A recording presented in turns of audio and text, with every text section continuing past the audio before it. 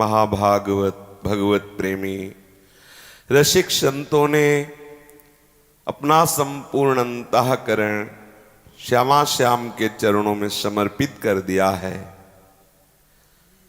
जिनके शरीर की संपूर्ण चेष्टाएं तत्सुख भावना से अपने आराध्य देव के अनुकूल होती हैं, जिनकी ज्ञानेन्द्रियां एवं कर्मेंद्रियां शास्त्र सिद्धांत के अनुसार चलती हैं।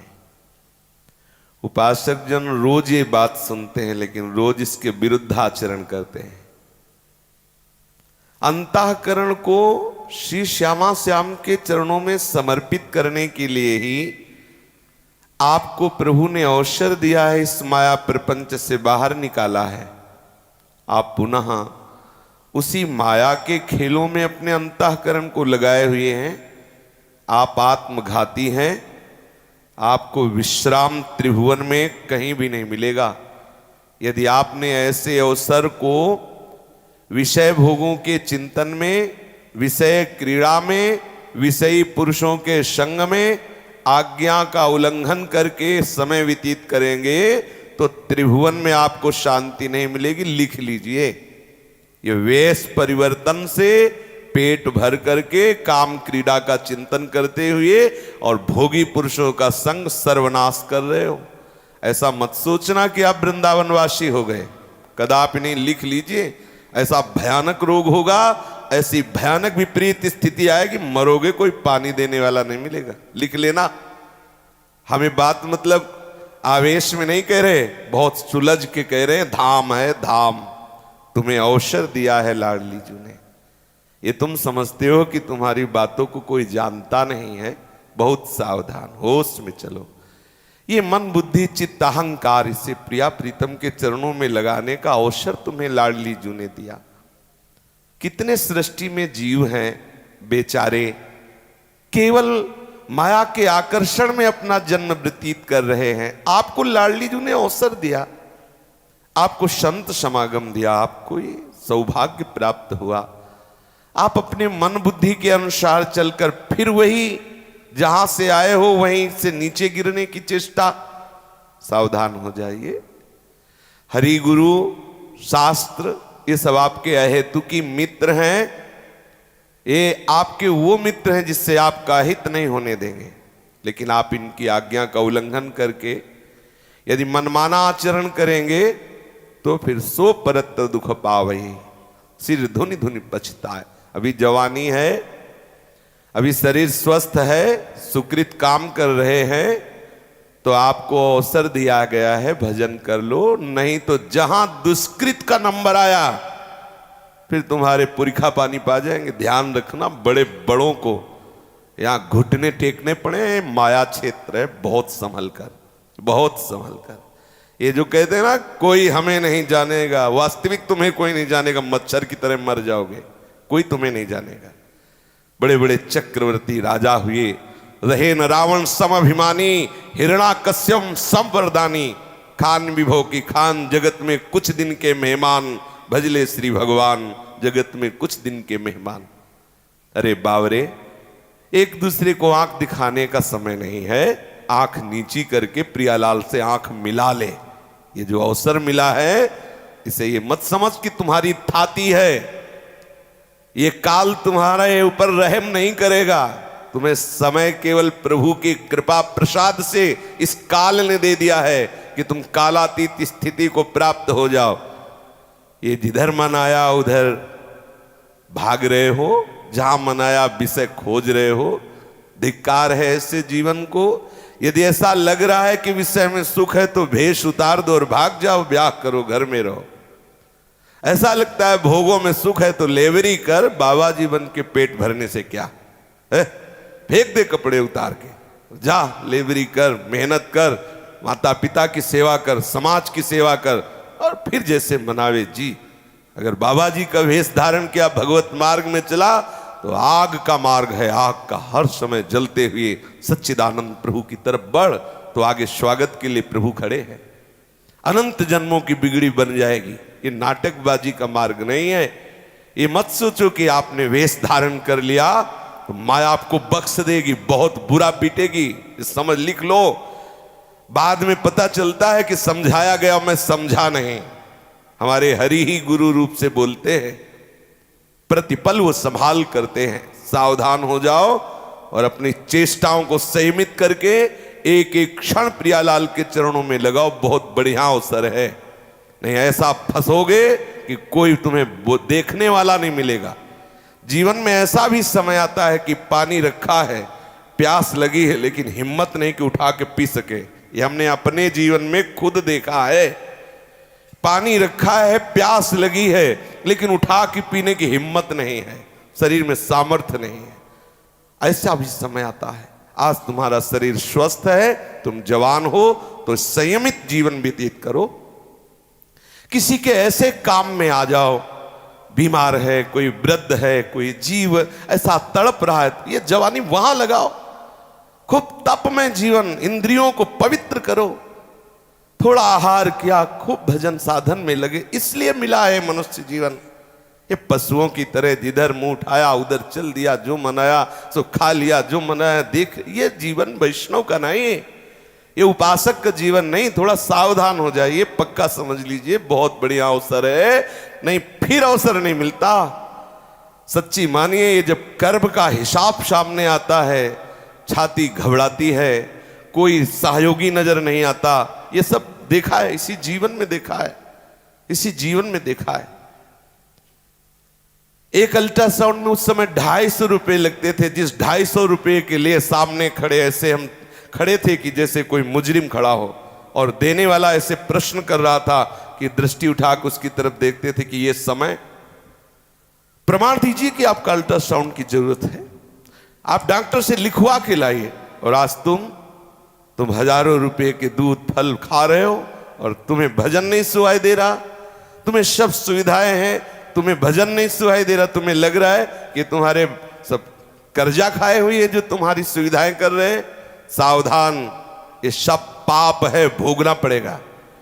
यदि शरणागत प्रभु का भजन नहीं करता और केवल प्रभु को एक अवलंबन दिखा करके भोग विलासता की सामग्रियों को भोगता है तो अपराध है, उसे दंड मिलेगा। अगर भजन मार्ग में चलते हो, भगवत प्रसाद मानकर जीवन यात्रा को पूर्ण करते हो, तो वो आपको भजन को बढ़ाएगा। ये सुलझने का विषय, बहुत सुलझने का विषय। रोज सत्संग सुनते हैं, इधर सत्संग होता है थोड़ी देर के लिए कि डांट ना पड़े, बैठे सत्संग में साधु बने, और इसके बाद जहां सत्संग खत्म हुआ तो जंगली घोड़े की तरह जिधर मना उधर भागे। ना देखना है कि हमारा सिद्धांत क्या है, हमारे गुरु का सिद्धांत क्या है, हमारे आचार्य का सिद्धांत क्या है, हमारी वृत्ति कहां लगनी चाहिए। एकांत बैठकर भजन में मन ना, तो कौन तुम्हें संभालेगा। आप खुद अपने जिम्मेदार हो, आपको खुद दुर्गति भोगनी पड़ेगी। देख लेना, पक्का देख लेना। ये जो कहते हैं हंसी मजाक नहीं हो, अभी आपकी यौवन अवस्था इसलिए लगता है बाबा जी बोलता रहता है।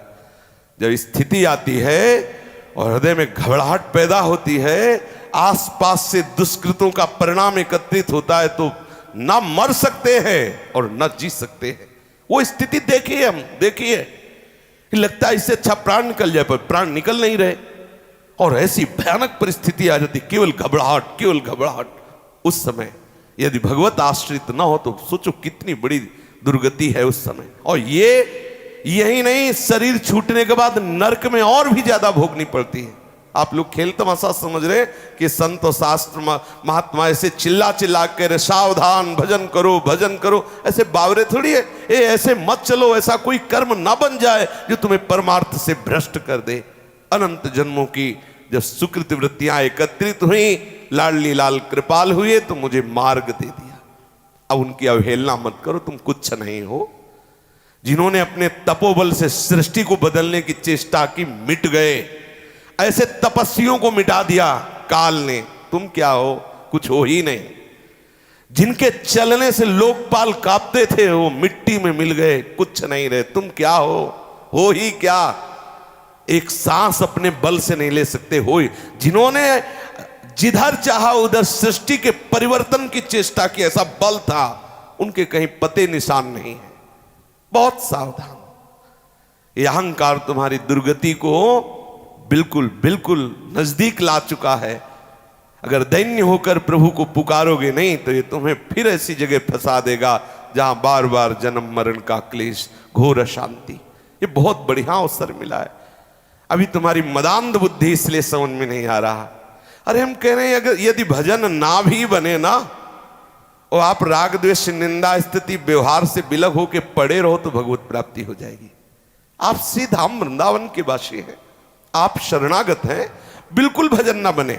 आप किसी की निंदा ना करें, किसी से राग ना करें, किसी के पास आए जाए ना, आराम से रज लगाए हुए शरीर में पड़े हैं। जो प्रसाद मिला, भिक्षा मिली, पा लिया, राधा राधा, जितना बना नहीं तो इसी से भगवत प्राप्ति हो जाएगी। आप निर्मल महात्मा बन जाएंगे, देख लेना। लेकिन कहां पड़े रहते? जब क्रिया में उतरो तो भागवतिक क्रियाएं करो, नहीं तो निश्चेष्ट रहो। फिर अशुभ क्रियाएं क्यों, अशुभ संकल्प क्यों? यदि वासना का ही खेल खेलना है तो चोरी चोरी क्यों? हम ये कहते हैं क्यों? किसी ने तुम्हें पिस्तौल रख के बोला क्या कि बाबा जी बन जाओ? क्यों भाई? मेरे से नहीं होगा, अब मैं विषय का खेल खेलूंगा, संसार है, चल भाग अपनी जाकर के वासनाओं का खेल खेल, खुला खेल। ये डुप्लीकेट वेश रख के क्यों? ये नाटकबाजी क्यों? भाई हमें भोग भोगने नहीं, भगवत प्राप्ति करनी, बढ़िया बात है, उतारो सब, आनंद से जाओ, लेवरी करो, ब्याह करो, और जैसा मन आवे फिर वो सरकार अपने आप देख लेगी तुम्हें। ऊपर की सरकार और भारत की सरकार आपको देख लेगी। लेकिन आप इस वेश की आड़ में यदि ये सब गंदी बातों की चेष्टा, गंदी बातों का चिंतन, गंदी बातों की क्रियाएं, और आप सोचो कि कोई जान नहीं रहा, हमारा जीवन आनंद में कट जाएगा, बड़ी मौज मस्ती है, ऐसी जगह गिरोगे जहां पानी देने वाला नहीं होगा। देख लेना, ये लिख लो बातें। ये हम हृदय की पुकार कर रहे हैं आपसे, आपके मंगल के लिए आपसे हाथ जोड़ के प्रार्थना कर रहे हैं कि सावधान हो जाओ। बहुत बढ़िया अवसर है, यदि इस अवसर को खो दिया ना तो आगे अवसर मिलने वाला नहीं। रोज का रोज कलिकाल इतना बढ़ता चला जा रहा है, उसका प्रभाव पूछो मत। जहां हमने देखा ब्राह्मणों की वस्तियों में बैठ करके रामायण के पाठ होते थे, वहां आज शराब पी के ताश हो रहे हैं। जब उधर के लोग मिलते हैं, और जहां केवल ब्राह्मणों की वस्ती ही, केवल ब्राह्मण लोगों के घर, उच्च कोटि के ब्राह्मण, जहां संतों को भगवान की तरह माना जाता था, आज के 30 वर्ष पहले की बात, जहां हर एक मोहल्ले में देखो तो दीपक टिमटिमा रहा है और वहां रामायण का पाठ हो रहा है। 10, 20, 50 लोग बैठे रामायण सुन रहे, कहीं भागवत हिंदी से सुधा सागर गा रहे, लोग बैठे सुन रहे, कहीं श्री कृष्ण गोविंद हरे मुरारे का कीर्तन। ये देखा है हमने, ये देखा है। वहीं के लोग आज आके बताते हैं कि कोई ऐसा ब्राह्मण का घर नहीं जो शराब न पीता हो, कोई ऐसे लोग नहीं जो शाम के बैठ करके ताश न खेलते। बदल गया क्षेत्र।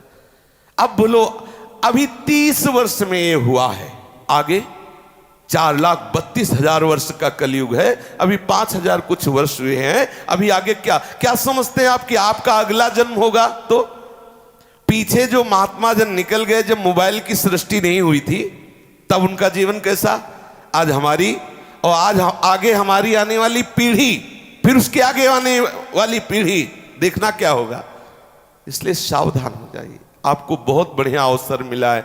रोज राग रंग के प्रवचन होते हैं, हारमोनियम ढोलक तबला बजती, थोड़ी देर इधर उधर हिला लिया, जय हो जय हो, कमर हिलाई, वाह बढ़िया प्रवचन, चल दिए। आचरण वही, चिंतन वही, चेष्टाएं वही। ये क्या सत्संग हुआ? ये क्या हुआ? वही दृष्टि, वही दृष्टि। मतलब स्त्री पुरुष का मिलन मतलब काम, कोई 4 पुरुष बैठे हुए बात का मतलब काम चेष्टा।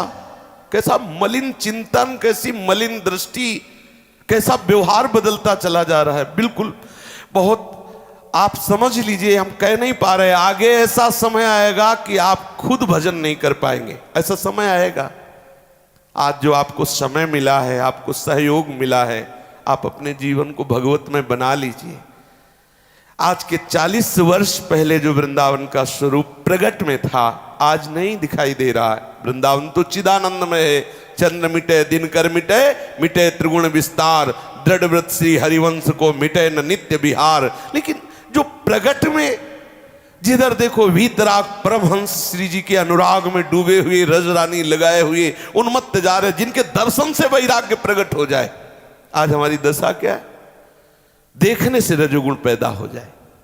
हम बदल रहे हैं, हमारी धारणाएं बदल रही, हमारे विचार बदल रहे, हमारी चाहत बदल रही, हमारी आवश्यकताएं बदल रही। जो बिल्कुल भजन विरोधी वृत्तियां हैं वो हमारी आवश्यकताएं हो रही। युग धर्म, लोगों का जो वातावरण का प्रभाव, वो हमें भजन नहीं करने देगा। देख लेना, क्योंकि हम पानी कहां पिएंगे, हम भोजन कहां पाएंगे, हम वस्त्र कहां पहनेंगे, इन्हीं के तो पहनेंगे, समाज के ही तो पहनेंगे। बोलो, हम जिनके यहां भिक्षा लेने जाते हैं वो शराब पी के दरवाजे में बैठे होते हैं, प्याज लहसुन और मांस आदि जो भक्षण करते हैं, अगर हम उनकी भिक्षा लेंगे तो हम क्या करेंगे? दुराचार प्रवृत्तियों का चिंतन अपने आप प्रारंभ हो जाएगा। हमारे द्वारा चेष्टाएं दुराचार की होने लगेंगी, क्योंकि आहार हमको वैसा मिल रहा है। धीरे धीरे धीरे धीरे क्या, जब धर्म नहीं, भगवान नाम नहीं, वो जब धन कमाएंगे अशुद्ध आचरण से मुझे देंगे, तो मेरे आचरण क्या होंगे, मेरा चिंतन क्या होगा? कितना बचोगे, कहां तक बचोगे? अगर वायु गर्म चल रही तो लगेगी शरीर में गर्म वायु। काम बना लो। कलयुग की एक विशेष महिमा है कि जो 10,000 वर्ष साधना करने से नहीं प्राप्त होता, वो कम समय में प्राप्त हो जाता है। कलयुग की एक विशेष कृपा है, जो भगवान नाम चिंतन करके परम पद में बहुत शीघ्र आरूढ़ होते हैं। उसी परम पद को हजारों वर्ष कठोर तपस्या करने पर भी योगियों ने प्राप्त नहीं किया। यह कलयुग की विशेष महिमा है। हम सावधान हुए, हम बार बार हृदय की बात कहते, सावधान हो जाइए। ये प्रमाद किसी का कुछ नहीं बिगाड़ सकता, आप अपना बिगाड़ लेंगे। इस सृष्टि में भगवान ने ऐसी रचना रची है कि अगर आप एक थप्पड़ मारने की सामर्थ्य रखते तो उसी जगह आपको 5 थप्पड़ मारने वाले को भेज देंगे। अगर आप करोड़ों रुपया के स्वामी हैं तो ऐसे भी लोग आपके समीप भेज दिए जाएंगे जो आपको खरीद ले। ये सृष्टि है, ये सृष्टि है। यहां ऐसे अगर रावण चलता है तो हिलती थी भूमि, तो शास्त्राव अर्जुन जो कार्तिवीर कहा गया, ऐसे पकड़ लिया था, ऐसे जैसे कोई किसी पक्षी को पकड़ ले, ऐसे। मतलब सृष्टि है। उसी शास्त्राव अर्जुन को ऐसे काट के फेंक दिया जैसे केला काट के फेंक दिया जाए भगवान परशुराम जी ने। वही भगवान परशुराम जी राम जी को देख करके जय जय करके सर झुकाकर एकदम अपने को शक्तिहीन महसूस करके, ये सृष्टि है, यहाँ एक से एक है। इसीलिए प्रभु अनंत, प्रभु की सृष्टि अनंत है, अनंत महिमा, अनंत माया, अनंत। सावधान हो जाओ, अपने जीवन को प्रभुमय बना लो, सच्ची मानिए। ये जितना कर्तव्य धर्म कर्म है, ये सब माया का नाटक है। एक ही कर्तव्य है, कोई श्वास खाली ना जाए, प्रभु के चिंतन के बिना ना जाए।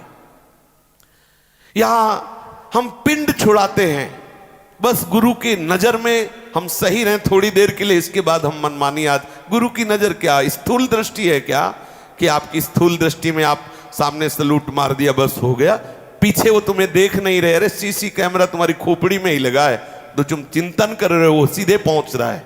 सावधान होकर अपने हृदय को श्री वृंदावन धाम की कृपा से लाडली लाल के प्रेम रंग में रंग दो। श्रीपाद प्रबोधानंद जी कहते हैं, सर्व दुख दशा घोरा वरम वृंदावने तुम्हें प्राकृता प्राकृता शेष विभूतिरपि नान्यतः यदि वृंदावन विंदाम्यपि तृणतां ते वनान्तेषु न तदा विकुंठ लक्ष्मीमपि करमिलितां निभालये ललितां। हे वृंदावन धाम, यदि आप मुझे अपने बीच में एक तृण बना के रख ले तो मैं बैकुंठ की महालक्ष्मी की तरफ भी आंख उठा के ना देखूं। देखो श्रीपाद प्रबोधानंद जी के, आपको कितना सौभाग्य मिला कि आपको तृण बना के नहीं, आपको मनुष्य बना के रखा वृंदावन ने। सोचो, बड़े बड़े महापुरुष आत्माराम जो परमहंस स्थिति को प्राप्त हैं, वो कह रहे हैं मुझे कीड़ा बना दो, वो कह रहे हैं कि मुझे यहाँ की लता बना दो, औषधि बना दो, घास बना दो, तिनका बना दो, कृमि बना दो। हरिराम व्यास जैसे महापुरुष जो आचार्य स्वरूप कह रहे श्वान बना दो। और आप क्या है? आपको मनुष्य शरीर बना के रखा है प्रभु ने वृंदावन में। आप कभी प्रभु को प्रणाम करके रोए, मेरे ऊपर कितनी कृपा है। कभी एकांत कमरे में बैठिए और जरा देखिए हमारी प्रियालाल आपको कितना दुलार कर रहे हैं, कितना प्यार कर रहे। आप इस प्यार के लायक हो, जरा लौट के देखिए आप अपने हृदय में क्या हो। जो आपको गुरु, जो आपको इष्ट का प्यार मिल रहा है, आप उसी गुरु और इष्ट के प्रतिकूल चल रहे हो। जहां प्रतिकूलस्य वर्जनम, वहां आप प्रतिकूल ही आचरण कर रहे हो और वो दुलार पे दुलार करते जा रहे हो, आप उनकी अवहेलना करते जा रहे हो। आप ध्यान रखना, वो तो कृपा समुद्र है, लेकिन उनकी जो द्वारा निर्धारित की हुई शक्तियां हैं ना, वो तुम्हें चैन नहीं लेने देंगी, जला के राख कर देंगी। उमा क्षमा श्रापौते भारी, ये शब्द याद रखना। अगर कोई महापुरुष आपको नहीं डांट रहा है, आपको नहीं फटकार रहा है, आप उल्टा पे उल्टा करते चले जा रहे हैं, वो क्षमा करता चला जा रहा है, तो श्राप से भी अधिक है। और वो तुम्हारा ऐसा पतन होगा, ऐसा जलोगे कि फिर कोई रास्ता नहीं मिलेगा। अभी सावधान हो जाइए, सच्ची मानिए, सच्ची मानिए। ये माया जब फांस लेती तो ऐसी जगह हमें डाल देती, जब निकलना, बड़े बड़े आंसू रोते हैं। जो बड़े बड़े मंचों में बैठकर आरती होती थी, वो एकांत में बैठ के बड़े बड़े आंसू रोते हैं, जहां शास्त्र और गुरुजनों की अवहेलना कर दी गई। बहुत सावधानी से, माया है ऐसा फंसा देगी कि निकलना मुश्किल हो जाएगा। इसीलिए बड़े बड़े कांपते हैं। शिव विरंचिका मोहई कोहे बपुरान, अस जिए जान भजी मायापति भगवान। एक क्षण में चकनाचूर हो जाओगे, पक्का मान लीजिए। जरा सी बात बिगड़ी कि सब ये अंग भंग, सब पानी की बुलबुला हो, एक गर्व करते हो मैं ऐसा कर दूंगा। आप जा रहे हो, जरा सा एक्सीडेंट हुआ, फैल जाओगे, सब तुम्हारे अंग कुछ नहीं है। कभी भी काल कोई भी घटना घटवा सकता है, इसलिए सावधान। डरो, जन्म मृत्यु जरा व्याधि दुख दोषानुदर्शनम। जन्म के भयानक कष्ट को, मृत्यु के भयानक कष्ट को, अकस्मातिक आए हुए ये दैहिक दैविक भौतिक तापों के जलन से मुक्त होने की चेष्टा करो। भयंकर भयंकर रोग हैं, कैसे समझाऊं। वो जब परिस्थितियां, हमने उस परिस्थिति को देखा है, उस परिस्थिति में गए हैं, अनुभव किया है, और झांक के देखा कोई नजर नहीं आया, तब रोना आया है, तब रोना आया है। प्रभु आप इतना प्यार करते हैं, लेकिन आज तक भी अन्य आश्रय रहा। मैंने समझा कि कोई और मेरा है, लेकिन आज ने आप स्थिति ऐसी प्रकट कर दी कि समझ में आया कोई मेरा नहीं। आप कहां भूल रहे हैं? जहां ये बड़े बड़े महापुरुष कह रहे हैं मुझे घास बना के रख लो, वहां तुम्हें मनुष्य बना के रखा प्रभु ने। कभी रोए आप प्रभु के लिए? कभी साष्टांग दंडवत करके हाथ उठा के कहा कि करुणा निधान तुम्हारी करुणा की जय हो, मैं अपराध पे अपराध करता जा रहा हूं, आप दुलार पे दुलार करते जा रहे? कभी देखा? पता नहीं कौन सी बुद्धि खराब हो गई है कि बस प्रतिकूल ही आचरण, इष्ट के प्रतिकूल आचरण। जबकि सिद्धांत कहता श्री कृष्ण अनुकूल लेन प्रतिकूलस्य वर्जनम। प्रतिकूल आचरणों से बचो। प्रभु के प्रतिकूल आचरण करके कौन आनंदित हुआ है? आश्चर्य की बात है। जहां करे यदि वृंदावन विंदाम्यपि तृणताम ते वनांतेषु, इस वन के अंतर्गत कहीं भी मुझे एक तृण बना दिया जाए, घास बना दिया जाए, तो मैं बैकुंठ की महालक्ष्मी की तरफ आंख उठा के भी नहीं देखूंगा। ऐसे वृंदावन में तुम्हें मनुष्य शरीर देके प्रभु ने अखंड वास की व्यवस्था की, या आपको बार बार बुलाया, आपको आश्रय दिया, आप उनकी कृपा को नहीं देख पा रहे हैं, आप अवहेलना कर रहे हैं उनकी कृपा की। श्रीपाद कह रहे हैं सर्व दुख दशा घोरा वरम वृंदावने तुम्हें। हे वृंदावन धाम, यदि मुझे वास मिल जाए और मुझे जितने दुख हैं वो सब एक साथ दे दिए जाएं, आप विचार कीजिए, यहां जितने सुख हैं एक साथ सब दे दिए गए।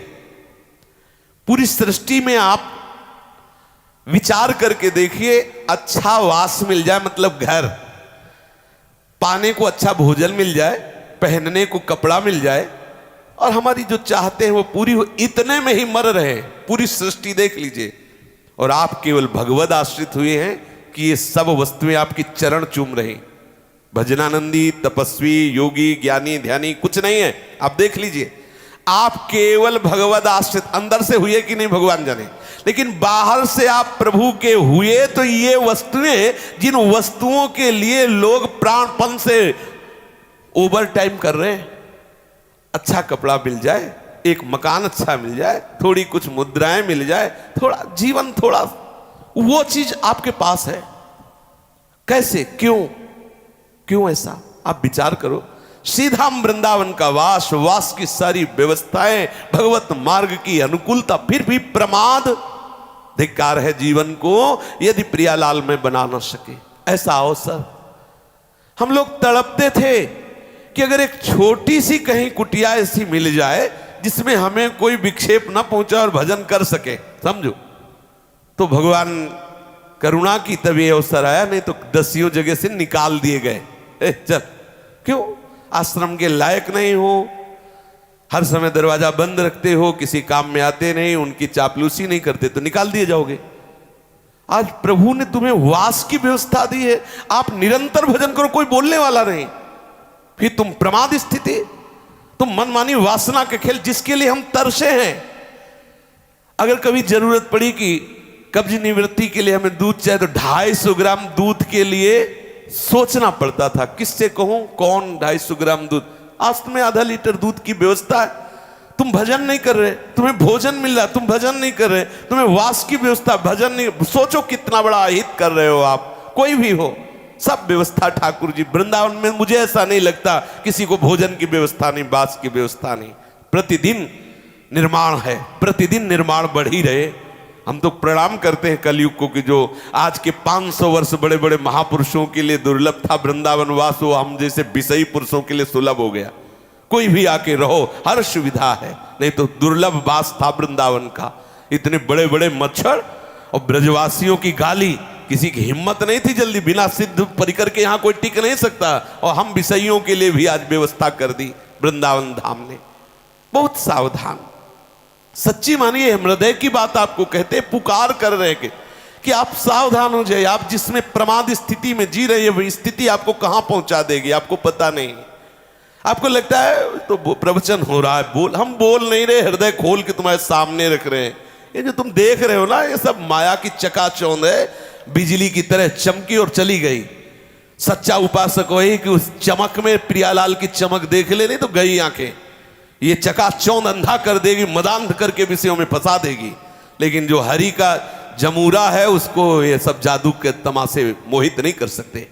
जो हरि का शरणागत है, जैसे जमूरे के ऊपर जादूगर का तमाशा काम नहीं करता, ऐसे शरणागत के ऊपर हरि के ये जितने माया जाल है सब काम नहीं करते। मामे प्रपद्यन्ते तो माया में ताम तरंती थे। श्रीधाम वृंदावन का मुझे वास दे दो, चाहे जितना घोर विपत्ति दो, हम कभी आपसे शिकायत नहीं करेंगे। और वृंदावन के बाहर चाहे प्राकृतिक अप्राकृतिक कोई भी ऐश्वर्य मिले, मैं कभी आंख उठा के नहीं देखूंगा। जरा विचार कीजिए, किस वृंदावन धाम में आपको कैसे वास दिया श्री जी ने। जहां श्रीपाद कह रहे कि अगर तिनका भी बना दो तो बैकुंठ की महालक्ष्मी की तरफ भी आंख ना उठाऊं। अगर वृंदावन वास दे दो तो घोर दुख में भी मैं दूसरी बात आपसे नहीं कहूंगा कि मेरा दुख हटा दो। प्राकृतिक अप्राकृतिक जितना भी ऐश्वर्य है, अगर वो वृंदावन छोड़ के मिलता है तो मैं उस ऐश्वर्य के लिए कदम नहीं बढ़ाऊंगा और वृंदावन में घोर विपत्ति सहूंगा। कुरुवत्यपि महारौद्र मुपद्रवमनुक्षणम भक्तिर्वृंदाटवी सत्वे तत्वेक्षातः सदास्तु में। यदि वृंदावन वास मुझे मिल जाए और सब वृंदावनवासी रोज मुझे गाली दे, मारे, पीटे, उपद्रव करे, तो भी मैं मन से सबको प्रणाम ही करूंगा। सबको यही देखूंगा कि मेरे प्रियाजू की कृपा पात्र जन हैं, ये कोई ऐसी लीला कर रहे हैं जिससे मैं पवित्र हो रहा हूं, बहुत अपराधी रहा हूं। ये सब ब्रजवासी जन, ये सब प्रियाजू के निज जन, ये घोर उपद्रव करके हमें पवित्र कर रहे हैं, प्रियालाल के योग्य बना रहे हैं। क्योंकि उनके महल में जो कुछ भी हो रहा है उनकी राजी से हो रहा है। मुझे महल का वास मिला और मेरे साथ बड़ा उपद्रव हो रहा है तो ये राजी से हो रहा है। प्रियालाल राजी है ना, हम भी राजी हैं, करवा उपद्रव। हमारी पवित्रता के लिए, हमारे मंगल के लिए आप सब कुछ करा रहे, ऐसा मान करके मैं सदा भक्ति भाव करूंगा समस्त ब्रजवासियों पर। कभी उन पर कटु व्यवहार, कभी उन पर द्वेष बुद्धि नहीं करूंगा।